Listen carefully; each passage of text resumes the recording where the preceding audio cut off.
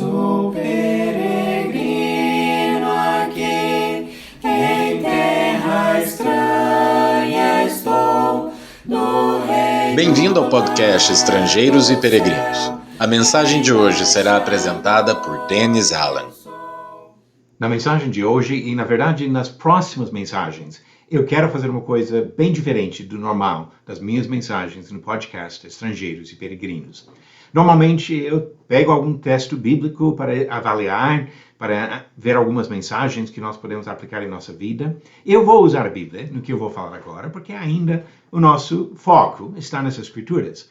Mas eu quero fazer isso de uma forma bem prática, lembrando de uma coisa que observamos recentemente em nosso estudo do livro de Hebreus, para quem tem acompanhado as mensagens todos os dias. Hebreus capítulo 13, versículo 7 diz: "Lembrem-se dos seus líderes, os quais pregaram a palavra de Deus a vocês, e considerando atentamente o fim da vida deles, imitem a fé que tiveram." Quando estudamos esse texto, pensamos sobre os destinatários originais do livro de Hebreus.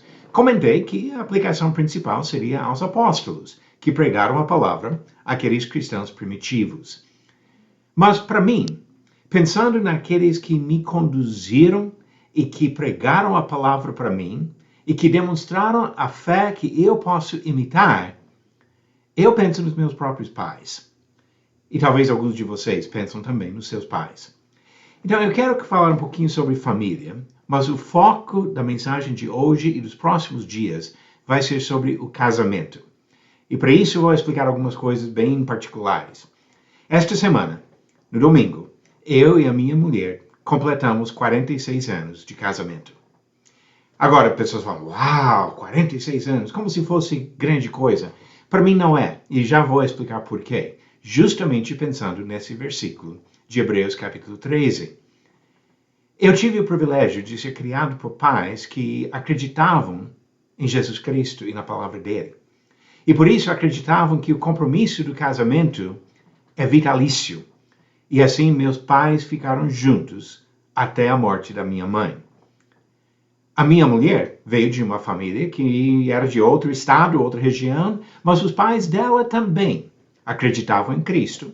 E quando entraram no casamento, foi com compromisso vitalício e continuaram juntos até a morte da minha sogra.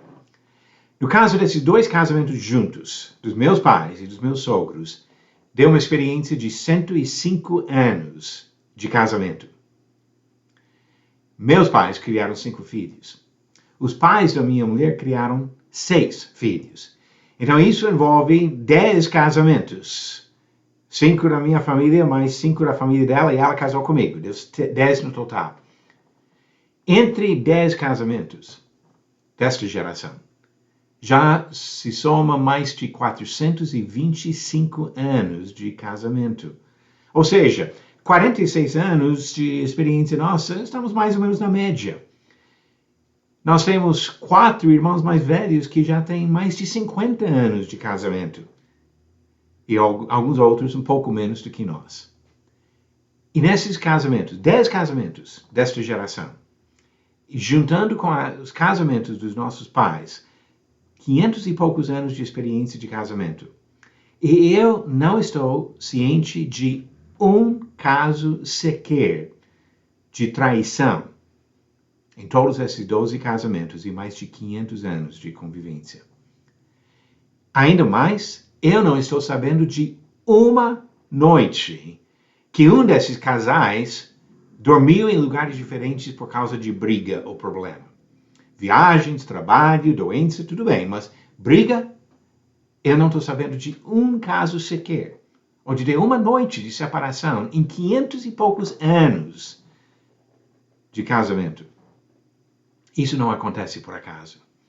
Isso acontece quando pessoas determinam que o compromisso do casamento significa alguma coisa.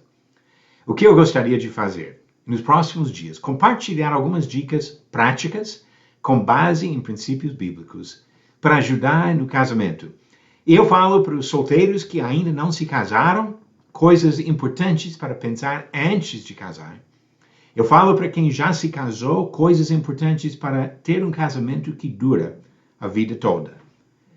E eu dou graças a Deus, principalmente pela palavra de Deus e o plano dele para o casamento, que é uma das maiores bênçãos na vida humana. E segundo, eu dou graças pelo exemplo de pais, de sogros, de irmãos que têm mostrado como isso deve funcionar. E a minha família, a família da minha esposa, não são tão excepcionais. Eu conheço vários outros casais que já completaram 60, 70, 75 anos de casamento da mesma forma, com o mesmo compromisso de fidelidade. É possível hoje para você, como também para mim, ter esse tipo de casamento seguro, firme, feliz e fiel. E durante os próximos dias, vamos explorar um pouco mais esse assunto, pensando sobre casamentos que duram. Vamos agora às perguntas bíblicas do dia. Pergunta 994. Organize cronologicamente os seguintes acontecimentos. A. Jerusalém caiu para a Babilônia. B. Jerusalém caiu para Roma. C. As muralhas de Jericó caíram. E D. Samaria caiu para a Síria. Exige um pouco de conhecimento da história bíblica, mas vamos colocar agora na sequência. Primeiro, as muralhas de Jericó caíram. Depois, Samaria caiu para a Síria. Jerusalém caiu para a Babilônia. E anos depois, Jerusalém caiu de novo para Roma. As informações sobre isso nós encontramos ao longo do Antigo e do Novo Testamento. Nós podemos colocar datas aproximadas na queda de cada um desses lugares. Então, a sequência: Jericó, Samaria, Jerusalém e Jerusalém. E a nova pergunta para hoje, baseada no livro de Marcos. Por que os escribas achavam que Jesus estava blasfemando quando ele falou ao paralítico em Cafarnaum? Alternativas. A. Porque achavam que o homem não tinha pecado. B. Porque apenas Deus pode perdoar pecados. Ou C. Porque Jesus não era sacerdote da tribo de Levi. Verifique sua resposta no final do próximo episódio de Estrangeiros e Peregrinos. E no próximo episódio eu quero continuar com esses pensamentos sobre o casamento. Dicas práticas. Especificamente quero falar sobre antes de procurar, seja. Amanhã, se Deus permitir. Obrigado por nos acompanhar nessa jornada pelas Escrituras. Volte amanhã para ouvir mais uma mensagem do podcast Estrangeiros e Peregrinos. Seguimos pelo mundo a viajar.